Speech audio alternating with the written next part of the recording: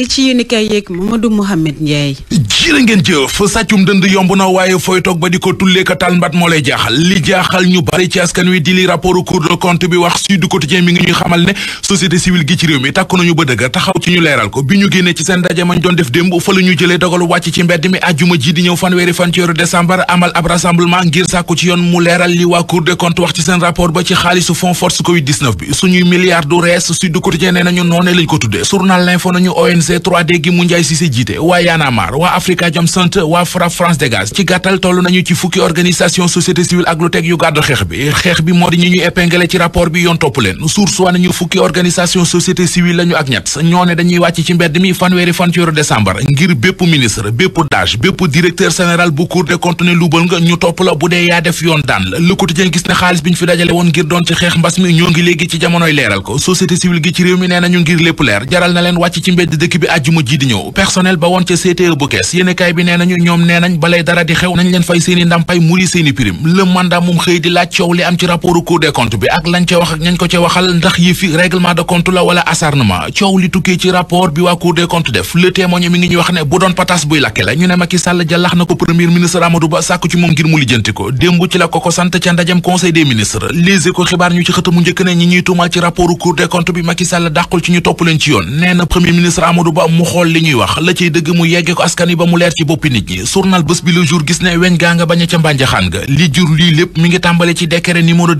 2020-884 bi taxawal fonds force Covid-19 décret baak nañu ko tëggee dañ caa teggi woon lépp lu di contrôle ci xaalisu fonds force Covid-19 bi l'observateur xëy teg rapport bi dañuy wax audit yeeg li mu mën a yàqal Macky Sall ci wàllu politique mi ngi ñuy wax it moom l'observateur instruction yi président de la république Macky Sall jox premier ministre Amadou Ba ngir ñu lijjanti waxi rapport bi waxi troisième candidature bu président Macky Sall Walf Quotidien mi ngi ñuy wax ne mi ngi bëgg a xar Benno Bokk Yaakaar ndax waa APR dañoo bëgg a forcer candidature Macky Sall ci jamono jooje am ay alliés di àndandoo yu ci àndul ñu ànd dem ci réew mi quotidien mi ñu wax ne njiitu réew mi Macky Sall borom APR woon a gàngooram gi di waa Benno Bokk Yaakaar cib lël tey ji ci àjjuma ji li waral ndaje mi réew mi quotidien nee nañu dem dikk waxi mandat bu Macky Sall bi ci la Farba Ngom mel ni ku koy dëggal ci journal Le Quotidien moom Farba ma nga fay wax ne ñun Macky Sall mooy suñu candidat 2024 bu ko neexee moom la bu ko naqaree moom la loolu moom kenn waxatu ko nañu jàll ci leneen ñu jàll ci Soleil national mi xëyee xibaar buy neex ñi dëkk ci dëkki kaw yi yéenekaay bi mi ngi ñuy xibaar programme bu ñu teg ngir fexe ba lu mat junniy village ci réew mi mën a jotee ci courant la yéenekaay xëy ñu xamal ne secteur extractif bi li mu dugal ci économie bi Sénégal mu di ci koom-koom bi atum 2021 toll na ci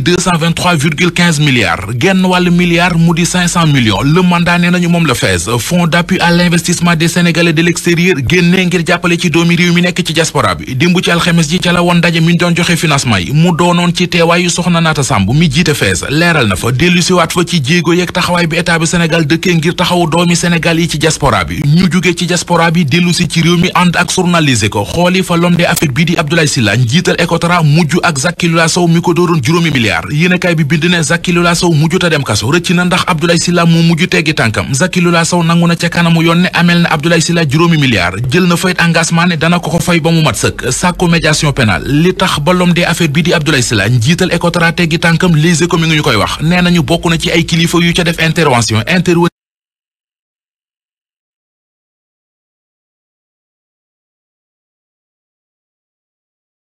sexualité ci biir école yi gis na ne xewit la wu jéggi dayo dem na sax ba di ñu xamal ci gëstu moom journal L'Observateur ne ci 85 grossesse précoce mu di juróom-ñetti fukki ëmb yu teel ak juróom yi ñu wàññi ca diwaanu Kees ñaar fukki ak juróom benn xale yu jigéen yi mu dal ci ay collège public yu nekk ci Mbuur fa la ñuy jànge